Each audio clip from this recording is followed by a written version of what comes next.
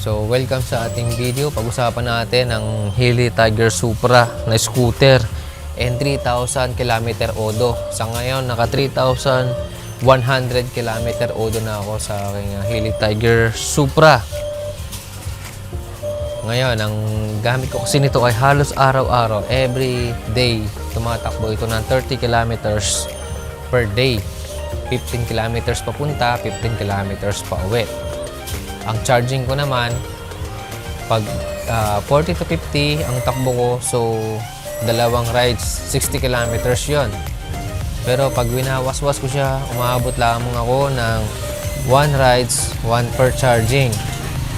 Kasi sa 30 kilometers, ang natitira na lamang sa kanya ay 60 to 70%. So, tina-charge ko na yan siya. Ngayon, pagka naman takbo ko ay 50, 40, ganyan.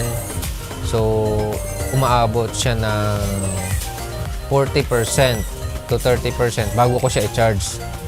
Kasi dalawang rides na yun. So, 30, 60 kilometers. Pagdating naman sa top speed niya, ang masasabi ko dito, napakasulit pa rin ang kanyang top speed niya, guys. Napakasulit pa rin talaga ng top speed niya. 83.3, yan yung flat na top speed. Pero nung binili ko itong bago to, gulat ako, pumalo ito, 87. Pero ngayon, 83.3, kanyang top speed sa flat. Pero umabot pa rin siya ng 90, 95, pag medyo pababa ng konti. Malakas siya, mabilis siya humugot ng kanyang top speed. Yan yung kanyang kagandahan ng ating Healy Tiger Supra na araw-araw kong ginagamit. Napakalaking tipid pagdating sa biyahe. Kumpara mo gamitan natin siya ng kumpara mo sa nagra-rides ng diesel or diesel engine or gas engine na sasakyan. So gumagamit lang ako ng pick up pag marami akong karga, pero pag solo rides lang talaga, ito halos araw-araw. 5 days or 4 days, yan yung kanyang gamit. 2 araw na pahinga. Ang charging ko naman kasi ay naka-charge ito sa solar, tapos tina-charge ko siya ng madaling araw para pagising ko ng umaga, full charge na siya.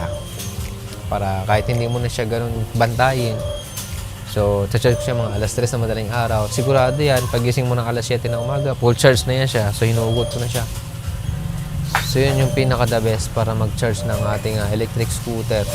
I-charge mo siya ng madaling araw ng alas 4, alas 3 para pagising mo ng umaga, full charge na siya. Yun lang ang ating video for today. Performance ng ating Healy Tiger Supra, napakasulit.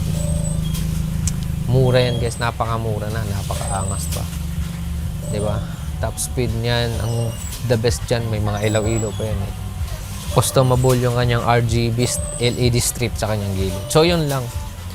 So, subscribe kayo para sa next update ng ating Healy Tiger Supra.